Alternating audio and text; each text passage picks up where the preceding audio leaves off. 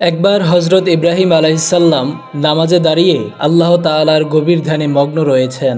এমন সময় তার মন ছুটে গেল আজ থেকে বহু বছর পূর্বে সেই সুদূর মক্কায় মরুভূমিতে নির্বাসন দেওয়া তার প্রাণপ্রিয় স্ত্রী হাজেরা ও কলিজার ধন সন্তান ইসমাইলের দিকে। তিনি নামাজে থাকা অবস্থাতেই চিন্তা করতে লাগলেন, হায়, আজ কতদিন হলো আমার প্রাণের প্রিয় সন্তান ইসমাইলকে দেখি না। সেই কতদিন হলো নির্বাসন দিয়ে এসেছি, সন্তানের প্রতি দয়ায় তার হৃদয় উথলে উঠল। হযরত ইব্রাহিম আলাইহিসসালাম এর এই অবস্থা দেখে রব্বুল আলামিনের ফেরেশতারা বলতে লাগলো, হায় হায়, আমরা তো জানতাম ইব্রাহিম আল্লাহ তাআলার খলিল, তো এ কেমন আল্লাহ তাআলার বন্ধু যে নামাজে দাঁড়িয়ে আল্লাহর পরিবর্তে নিজের সন্তানের কথা চিন্তা করছে। ফেরেশতাদের মধ্যকার এই আলোচনা শুনে রব্বুল আলামিন তাদের বলল, ওহে ফেরেশতারা, আমার খলিলের অন্তরে আমার ভালোবাসার বিন্দু মাত্র ঘাটতি হয়নি। তোমরা যেহেতু এই আলোচনা করেই ফেলেছো, তবে দাঁড়াও, আমি তোমাদেরকে প্রমাণ দেখিয়ে দিচ্ছি। এরপর একদিন গভীর রজনীতে শুয়ে রয়েছেন জাতির পিতা হযরত ইব্রাহিম আলাইহিসসালাম। এমন সময় রব্বুল আলামিন তাকে স্বপ্নে নির্দেশ দিলেন, হে ইব্রাহিম, তুমি তোমার সবচাইতে প্রিয় বস্তুকে কোরবানি করো। এর পরের দিন হযরত ইব্রাহিম আলাইহিসসালাম আল্লাহ তাআলাকে রাজি খুশি করানোর জন্য তার আস্তাবল থেকে 100 উট কোরবানি করে দিলেন। পরদিন তিনি আবার ওই একই স্বপ্ন দেখলেন। আল্লাহ রাব্বুল আলামিন তিনি বলছেন, হে ইব্রাহিম, তুমি তোমার সবচেয়ে প্রিয় বস্তুকে কুরবানি করো। পরদিন হযরত ইব্রাহিম আলাইহিসসালাম আল্লাহর রাহে 100 উট আবার কুরবানি করে দিলেন। 2 দিনে 200 উট কুরবানি করার পরে তৃতীয় রাতে তিনি আবার শুয়ে রয়েছেন। আবার ভেসে এলো সেই দৈব বাণী, কে যেন তাকে বলছে, হে ইব্রাহিম, তুমি তোমার সবচাইতে প্রিয় বস্তুকে কোরবানি করো। এরপর তৃতীয় দিন সকালে তিনি ভাবতে লাগলেন, পরপর 2 দিন একই স্বপ্ন দেখলাম, এরপর 2 দিনে 200 উট কোরবানি করে দিলাম, তবে কি আল্লাহ রাব্বুল আলামিন আমার এই কোরবানি কবুল করেননি? আল্লাহ তাআলা তবে আমার কাছ থেকে কি চাচ্ছেন, নাকি তিনি আমার কাছ থেকে অন্য কিছু চাচ্ছেন? কিন্তু সেই বস্তু কি? গভীরভাবে তিনি স্বপ্নের বাক্যর দিকে ধ্যান করলেন। এরপর তিনি বুঝতে পারলেন আল্লাহ রাব্বুল আলামিন তাকে বলেছেন, হে ইব্রাহিম, তুমি তোমার সবচাইতে প্রিয় বস্তুকে কোরবানি করো। আর আমার এই পৃথিবীতে সবচাইতে প্রিয় বস্তু হলো আমার একমাত্র সন্তান, তিনি হলেন হযরত ইসমাইল আলাইহিস সালাম। তিনি সাথে সাথে বলে উঠলেন, ইন্নাস সালাতি ওয়া নুসুকি ওয়া মাহইয়ায়া ওয়া মামাতি লিল্লাহি রাব্বিল আলামিন। নিশ্চয়ই আমার নামাজ, আমার কুরবানি, আমার জীবন, আমার মরণ সব কিছুই বিশ্বজাহানের প্রতিপালক একমাত্র মহান আল্লাহ তাআলার জন্য। আল্লাহ রাব্বুল আলামিন যদি ইসমাইলকে তার রাহে কোরবানি দেওয়ার কথা বলে থাকেন, তাহলে আমি এর থেকে বিন্দু মাত্র পিছপা হব না। এমন এক কঠিন সিদ্ধান্ত নিয়ে জাতির পিতা হযরত ইব্রাহিম আলাইহিস সালাম সিরিয়া হতে রওনা করলেন মক্কার সুদূর মরুবিয়ান পথে। দীর্ঘ 9টি বছর আগে মহান আল্লাহ তাআলার হুকুমে তাদেরকে ওইখানে নির্বাসন দিয়ে এসেছিলেন। আজ দীর্ঘ 9টি বছর পর পিতা হয়ে তার সন্তানের কাছে তিনি আবার যখন ফিরে যাচ্ছেন, তখন তার অন্তরে রয়েছে, আমি আমার সন্তানকে আল্লাহ তাআলা রাজি খুশি করানোর জন্য তার রাহে কোরবানি করব। কি এক কঠিন পরীক্ষা আমাদের এই জাতির পিতার জন্য। তার অন্তরে সীমাহীন আল্লাহর ভক্তি বিদ্যমান। দীর্ঘ পথ তিনি পাড়ি দিয়ে পৌঁছালেন মক্কার আবে জামজামের পাশে নির্বাসিত স্ত্রী ও পুত্রের নিকটে। পিতা হযরত ইব্রাহিম আলাইহিস সালাম ফুটফুটে চেহারার উজ্জ্বল বালককে বুকের সাথে জড়িয়ে ধরলেন, তাকে অনেক আদর করলেন এবং চুমু দিতে দিতে ভাসিয়ে দিলেন তার 2 গাল। এরপর দরদ মাখা কণ্ঠে তাকে বললেন, বেটা ইসমাইল, সুন্দর করে গোসল করে উত্তম পোশাক পরে সেজে নাও, আমি তোমাকে একটি জায়গায় দাওয়াত খেতে নিয়ে যাব। দীর্ঘদিন পর পিতার সঙ্গে সাক্ষাৎ, এরপরে তার সাথে দাওয়াত খেতে যাওয়ার প্রস্তাব। শিশু ইসমাইলের মন যেন আনন্দে মেতে উঠল। তিনি তার আম্মি হযরত হাজরা রাদিয়াল্লাহু তাআলা আনহার কাছে গিয়ে বললেন, আম্মি জান, জলদি আমাকে গোসল করে সাজিয়ে দাও। আব্বা জান আমাকে নিয়ে একটি স্থানে দাওয়াত খেতে যাবেন, আমার যে আর তর সইতেছে না আম্মি জান। হযরতে হাজরা রাদিয়াল্লাহু তাআলা আনহা শিশু ইসমাইলের মুখ থেকে এই কথা স্মরণ করে হযরত ইব্রাহিম আলাইহিস সালামের কাছে গিয়ে বললেন, ওহে আমার প্রাণের স্বামী, আমি শুনলাম ইসমাইলকে নিয়ে নাকি আপনি দাওয়াতে যাবেন। ইব্রাহিম আলাইহিস সালাম বললেন, ওগো হাজরা, তুমি ঠিকই শুনেছো, ইসমাইলকে উত্তম রূপে গোসল করিয়ে সুন্দরভাবে সাজিয়ে দাও, আমি তাকে নিয়ে এক স্থানে দাওয়াত খেতে যাব। এরপর বিবি হাজরা তার প্রিয় পুত্র হযরত ইসমাইল আলাইহিস সালামকে গোসল করিয়ে উত্তম রূপে মনের মতো সাজিয়ে দিলেন, তার চুল আঁচড়ে দিলেন, মাথায় তেল লাগিয়ে দিলেন। অতঃপর প্রিয় পুত্রকে স্বামীর হাতে সমর্পণ করে বললেন, প্রিয় স্বামী, ওর এই বয়স পর্যন্ত আমি ওকে আমার চোখের আড়াল করিনি, কারো সাথে ওকে কোথাও পাঠাইনি। ওর জীবনে এই প্রথম বাহিরে যাত্রা। আজ আমি আপনার সঙ্গে তাকে বাহিরে পাঠাচ্ছি। আপনিও ওকে আপনার কাছ থেকে আড়াল করবেন না, সব সময় চোখে চোখে রাখবেন। আর মনে রাখবেন, আপনি ওকে নিয়ে ফিরে না আসা পর্যন্ত আমার মন উদ্বিগ্ন হয়ে থাকবে। আমি পথের দিকে তাকিয়ে সময় কাটিয়ে দিব। আমার হয়তোবা খাওয়া দাওয়া হবে না। হযরত ইব্রাহিম আলাইহিসসালাম বিবি হাজেরার এই কথা শুনে বুঝতে পারলেন, মাতৃ অন্তরে সন্তানের ভালোবাসা তার অন্তরে সমুদ্রের মতো বিদ্যমান। হযরত ইব্রাহিম আলাইহিসসালাম এর হৃদয় এই কথাগুলো বজ্রের মতো আঘাত করলেও আল্লাহ পাক রব্বুল আলামিনের মহব্বতের তুফান দিয়ে তিনি তা চেপে রেখেছিলেন। তার মনের অবস্থা কোনো ক্রমেই বিবি হাজেরাকে বুঝতে দিলেন না। বিবি হাজেরাকে কোনো উত্তর না দিয়ে বালক ইসমাইলকে নিয়ে তিনি মিনার পথ ধরলেন। হযরত ইব্রাহিম আলাইহিসসালাম পূর্বেই একখানা ছুরি ও এক গাছা রশি নিজের জামার আস্তিনের নিচে লুকিয়ে রেখেছিলেন। তিনি রওনা দিলেন হযরত ইসমাইল আলাইহিসসালামকে নিয়ে চরম পরীক্ষায় উত্তীর্ণ হওয়ার জন্য। হযরত ইব্রাহিম আলাইহিসসালাম ইসমাইলকে নিয়ে মিনার পাহাড়ের দিকে অগ্রসর হতে লাগলো। আর অন্যদিকে পাপাত্তা ইবলিস, মানব জাতির চিরশত্রু, সে দেখলো ইব্রাহিম আলাইহিসসালাম চরম পরীক্ষায় সফলতার দ্বার প্রান্তে চলে যাচ্ছে। এটা দেখে সে হিংসায় জ্বলে পুড়ে মরতে লাগলো। আল্লাহ পাক রব্বুল আলামিনের একটি কথা অমান্য করে আজ আমি আদম সন্তান, আদম জাতির কাছে চিরশত্রু হয়ে গেলাম। সে আদমের জাতির পিতা ইব্রাহিম এত বড় পরীক্ষায় উত্তীর্ণ হয়ে তার নবুয়তি টিকিয়ে রাখবে আর পিতা এবং পুত্রে একসাথে বেহেশতে যাবে, সেটা তো হতে দেওয়া যায় না। তাই পাপাত্তা ইবলিস সংকল্প গ্রহণ করলো, যে করেই হোক তাদেরকে এই পথ থেকে ফিরিয়ে দিতে হবে। সে চিন্তা করলো, আসল ঘটনা বিবি হাজেরা ও ইসমাইলকে জানিয়ে দিতে পারলেই কেল্লা ফতে। পিতা ও পুত্র রওনা হওয়ার সাথে সাথে পাপাত্তা ইবলিস এক মানব রূপে বিবি হাজেরার কাছে গিয়ে উপস্থিত হলো। সে তখন বিবি হাজেরাকে বলল, ওহে বিবি হাজেরা, তোমার নয়ন মণি ইসমাইলকে তোমার স্বামী কোথায় নিয়ে যাচ্ছেন তার কি কোনো খোঁজ খবর রাখো তুমি? বিবি হাজেরা স্বাভাবিকভাবে উত্তর দিলেন, কেন, তিনি তো তাকে দাওয়াত খেতে নিয়ে গেছেন। ইবলিস তখন বলল, নারী জাতি অত্যন্ত সহজ সরল এবং বোকা প্রকৃতির, কোনো ব্যাপারই গভীরভাবে তলিয়ে দেখে না। মিথ্যা বা প্রতারণামূলক কথা বলে খুব সহজেই ধোঁকা দিতে পারে। মূলত এটা তাদের সৃষ্টিগত বৈশিষ্ট্য, এতে তোমার কোনো দোষ নেই বিবি হাজেরা। তখন বিবি হাজেরা বললেন, কেন, কি হয়েছে, আর আপনি কি বলতে চাচ্ছেন? আপনি যা বলতে চাচ্ছেন স্পষ্টভাবে খুলে বলুন। তারপর পাপাত্তা ইবলিস অত্যন্ত দয়াকণ্ঠে বললেন, কথাটা শুনে হয়তো আপনি স্থির থাকতে পারবেন না, তাই বলতেও সংকোচ বোধ করছি। বিবি হাজেরা তখন তাকে বললেন, আপনি বলুন তো কি বলতে চাচ্ছেন? ইবলিস তখন বলল, তোমার স্বামী তো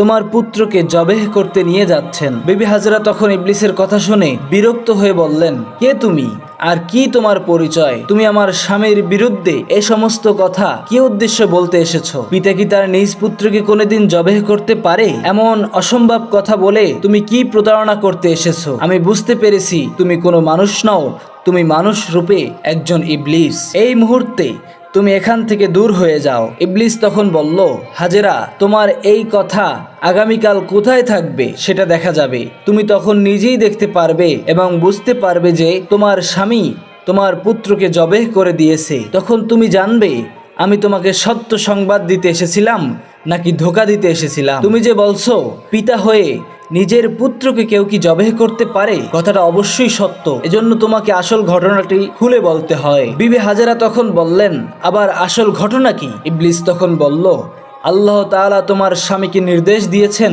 তিনি যেন তোমার পুত্র ইসমাইলকে তার রাস্তায় কোরবানি করেন। আর আল্লাহ তাআলার নির্দেশ পালন করার জন্যই তোমার স্বামী তোমার প্রিয় পুত্রকে নিয়ে গেছেন মিনার পাহাড়ে কুরবানি করার জন্য। ইবলিসের মুখের এই কথা শুনে বিবি হাজেরার অন্তরের ভাবনা হওয়ার কথা ছিল, কিন্তু নবীপত্নী দৃঢ় ঈমানের বলে বলিয়ান হয়ে সেই ইবলিসকে বলল, তোমার কথা যদি সত্য হয় তাহলে তো এটা আনন্দের কথা। আল্লাহ পাক রব্বুল আলামিন তার এতগুলো বান্দার মধ্য থেকে আমার পুত্র ইসমাইলকে যে তার পথে কোরবানি হওয়ার জন্য কবুল করেছেন, এর চাইতে সৌভাগ্যের বিষয় আর কি হতে পারে? শুধু এক ইসমাইল নয়, আল্লাহ তাআলা যদি আমাকে লক্ষ লক্ষ সন্তান দান করতেন তাহলে আমি তাদের সকলকেই আল্লাহর রাস্তায় কোরবানি করতে পিছপা হতাম না। তুমি দূর হয়ে যাও, আউযু বিল্লাহি মিনাশ শাইতানির রাজিম। একমাত্র এই সন্তানের মায়ের মুখে কথা শুনে ইবলিস ব্যর্থ হয়ে অন্য পথ অবলম্বন করলো। পাপাত্তা ইবলিস বেবি হাজেরাকে ধোঁকা দিতে ব্যর্থ হয়ে সে হযরত ইসমাইল আলাইহিসসালামকে ধোঁকা দেওয়ার জন্য সেদিকে ছুটলো। হযরত ইসমাইল আলাইহিসসালাম তার পিতার পিছনে পিছনে হাঁটছিলেন। ইবলিস তার হাতের ইশারা দিয়ে তাকে আরো একটু পিছে রাখলেন। হযরত ইব্রাহিম আলাইহিসসালাম তার নিজ গতিতে সামনের দিকে এগিয়ে চলছেন। এই সুযোগে ইবলিস বলল, আরে বোকা ছেলে, তুমি তোমার পিতার সাথে কোথায় যাচ্ছ তা কি তুমি জানো? হযরত ইসমাইল আলাইহিসসালাম তখন তিনি বললেন, কেন, দাওয়াত খেতে যাচ্ছি। ইবলিস তখন বলল, তোমার পিতা তোমাকে প্রতারণা করে তোমাকে হত্যা করতে নিয়ে যাচ্ছে। হযরত ইসমাইল আলাইহিসসালাম বলল, আমার পিতা কেন আমার সঙ্গে প্রতারণা করবেন? আমি তো তার একমাত্র আদরের সন্তান। আর পিতা কি তার একমাত্র সন্তানকে বিনা কারণে জবেহ করতে পারে, হত্যা করতে পারে? তুমি মিথ্যাবাদী, দূর হও এখান থেকে। ইবলিস উত্তরে বলল, পিতা কি তার পুত্রকে এমনিতেই জবাই করে? আল্লাহ তাআলা তোমার পিতাকে নির্দেশ দিয়েছেন তোমাকে জবাই করার জন্য। সেই কারণে তোমাকে জবাই করার জন্য তোমার পিতা মিনার পাহাড়ের দিকে নিয়ে যাচ্ছেন। আমার কথা যদি তোমার বিশ্বাস না হয় তাহলে তোমার পিতার কাছে গিয়ে দেখো, তার জামার নিচে একখানা ধারালো ছুরি এবং এক গাছা রশি তোমার হাত পা বাঁধার জন্য রেখে দিয়েছেন। এখনো সময় আছে, যদি তুমি প্রাণে বাঁচতে চাও তাহলে এখান থেকে পালিয়ে যাও। হযরত ইসমাইল আলাইহিসসালাম ইবলিসের কথা শুনে বললেন, আল্লাহর রাস্তায় কোরবানি হওয়াটা তো অত্যন্ত সৌভাগ্যের ব্যাপার। আল্লাহ রাব্বুল আলামিন তার অসংখ্য বান্দাদের মধ্য থেকে আমাকে তিনি পছন্দ করেছেন।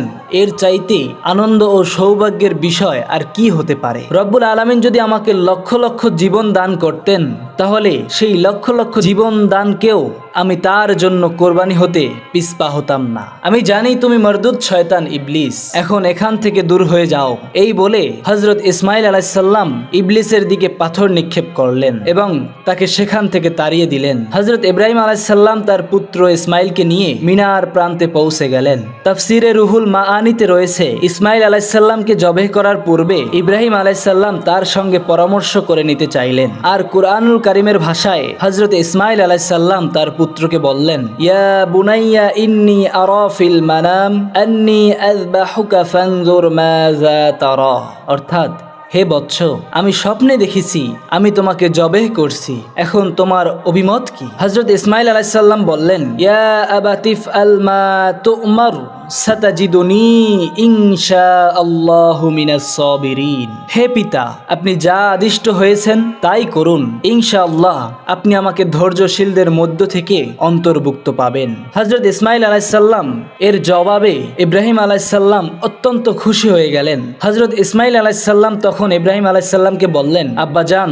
আমাকে জবেহ করার পূর্বে আপনার কাছে আমার 3টি অনুরোধ রয়েছে, দয়া করে সেগুলো রক্ষা করবেন। ইব্রাহিম আলাইহিসসালাম বললেন, হে বৎস, তুমি যা বলবে আমি যথাসাধ্যভাবে রক্ষা করার চেষ্টা করব। ইসমাইল আলাইহিসসালাম বললেন, প্রথমত আমার হাত পা আপনি ভালোভাবে বেঁধে নিবেন। আমি দেখেছি জবাই করার সময় জন্তুরা হাত পা ছোটাছুটি করতে থাকে। আমিও যদি আমার হাত পা এভাবে ছোটাছুটি করি আর সেই হাত পা যদি আপনার গায়ে গিয়ে লাগে, এটা আমার জন্য বেয়াদবিমূলক কাজ হবে। আর আমি চাই না মৃত্যুর পূর্বে আমি আপনার সাথে বেয়াদবি করে ইন্তেকাল করতে। ওহে আব্বাজান, আমার দ্বিতীয় আবেদন হলো এই যে আমাকে জবাই করবেন, জবেহ করার সময় আপনি আপনার চোখে কাপড় বেঁধে নিবেন, কেননা এই কারণে আপনার আমাকে জবাই করতে সুবিধা হবে। আমি আপনার আদরের পুত্র, যদি আপনার দৃষ্টি আমার চেহারার উপরে পড়ে তাহলে আমাকে জবাই করতে আপনার অনেক দয়া হবে। এই দয়ার কারণে আল্লাহ পাক রব্বুল আলামিনের নির্দেশ পালনে কিছুটা ব্যাঘাত সৃষ্টি হতে পারে, আর আমি চাই না আল্লাহ পাক রব্বুল আলামিনের নির্দেশের পালনে কিছুটা ব্যাঘাত সৃষ্টি হোক। তৃতীয়ত, আমার রক্তমাখা জামা আম্মাজানের কাছে দিয়ে আমার সালাম পৌঁছে দিবেন আর বলবেন, এই ত্যাগের বিনিময়ে আমরা বেহেশতে একসঙ্গে থাকব, এবং তাকে বলবেন আল্লাহ পাক রব্বুল আলামিনের আদেশ পালন করায় শুকরিয়া আদায় করতে আর আমার জন্য দুঃখ না করতে। পুত্রের এই কথায় হযরত ইব্রাহিম আলাইহিসসালামের হৃদয় ভরে গেল। তিনি তার অস্তিনের নিচে লুকানো দড়ি ও ছুরি বের করলেন। হযরত ইসমাইল আলাইহিসসালামের হাত পা বেঁধে চোখে কাপড় বেঁধে নিলেন এবং তাকে মাটিতে শুইয়ে দিলেন। ছুরি হাতে নিয়ে তিনি প্রস্তুত তার একমাত্র আদরের সন্তানকে জবাই করার জন্য। আল্লাহর কাছে দৃঢ় প্রতিজ্ঞা, আল্লাহ পাক রব্বুল আলামিনের আদেশ পালনের জন্য কোনো শক্তি আজ তাকে বাধা দিতে পারবে না। এই দৃশ্য দেখে দেখে আসমান ও জমিনের ফেরেশতারা প্রকম্পিত হতে লাগলো। তারা আল্লাহ পাক রব্বুল আলামিনের তাসবিহ ও পবিত্রতা ঘোষণা করতে লাগলেন। হযরত ইব্রাহিম আলাইহিস সালাম হযরত ইসমাইল আলাইহিস সালামের গলায় ছুরি চালাতে যাচ্ছেন।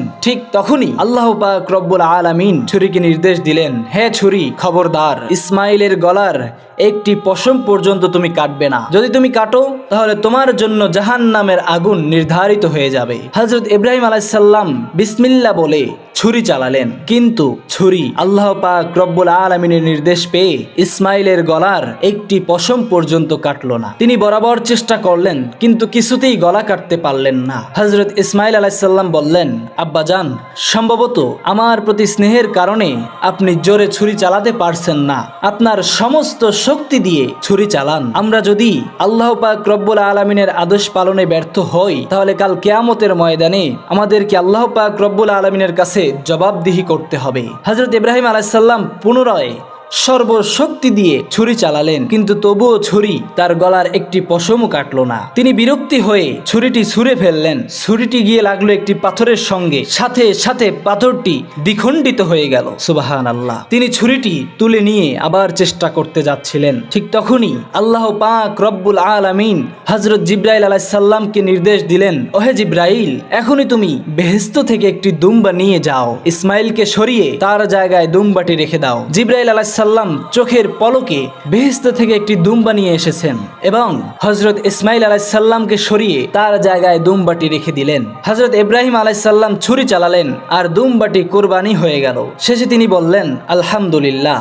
হযরত ইব্রাহিম আলাইহিস সালাম মনে করছিলেন তার ছুরির নিচে তার পুত্র ইসমাইল জবেহ হয়ে গেছে, কিন্তু আশ্চর্যের ব্যাপার, তিনি চোখ খুলে দেখলেন, এ কি অবাক কাণ্ড, ইসমাইল তো তার পাশে দাঁড়িয়ে রয়েছে, কোরবানিত হয়েছে একটি বেহেশতি দুম্বা। এই দৃশ্য দেখে হযরত ইব্রাহিম আলাইহিস সালাম হযরত জিবরাইল আলাইহিস সালামকে বললেন, হে ভাই জিবরাইল, আল্লাহ পাক রব্বুল আলামিন কি তবে আমার কোরবানি কবুল করলেন না? আমি তো আমার সন্তান ইসমাইলকেই কোরবানি দিতে চেয়েছিলাম, কিন্তু কেন তাকে কোরবানি দিতে পারলাম না? হযরত জিবরাইল আলাইহিস সালাম বললেন, ওহে আল্লাহর খলিল, আল্লাহ পাক রব্বুল আলামিন আপনার উপর এবং আপনার পুরো পরিবারের উপর অত্যন্ত সন্তুষ্ট। আপনারা আল্লাহ পাক রব্বুল আলামিনের রাজি খুশি ও সন্তুষ্টির জন্য যে ধৈর্য এবং মহব্বতের পরাকাষ্ঠ দেখিয়েছেন, এটা বিশ্ববাসীর জন্য নজির হয়ে থাকবে। আপনাদের সকলের উপর আল্লাহ পাক রব্বুল আলামিন খুশি হয়ে বেহেশত থেকে এই দুম্বাটি পাঠিয়ে দিয়েছেন। আপনার পুত্রের পরিবর্তে এই দুম্বাটিকে আপনি কোরবানি করেছেন। এই কথা শুনে হযরত ইব্রাহিম আলাইহিস সালাম আল্লাহ রাব্বুল আলামিনের উপর শুকরিয়া আদায় করলেন। আর এভাবেই রব্বুল আলামিন তার ফেরেশতাদেরকে দেখিয়ে দিলেন তার খলিলের অন্তরে আল্লাহ রাব্বুল আলামিনের মহব্বতের বিন্দু মাত্র ঘাটতি আসেনি। সুবহানাল্লাহ। প্রিয় দর্শক, ইব্রাহিম আলাইহিস সালাম এবং হযরত ইসমাইল আলাইহিস সালাম এর ত্যাগের কাহিনী আল্লাহ রাব্বুল আলামিন আমাদেরকে ত্যাগের কাহিনী থেকে আল্লাহ রাব্বুল আলামিন আমাদেরকে এই ত্যাগ তিতিক্ষা এর মাধ্যমে আমাদেরকে শিক্ষা গ্রহণ করার তৌফিক দান করুক। আমিন।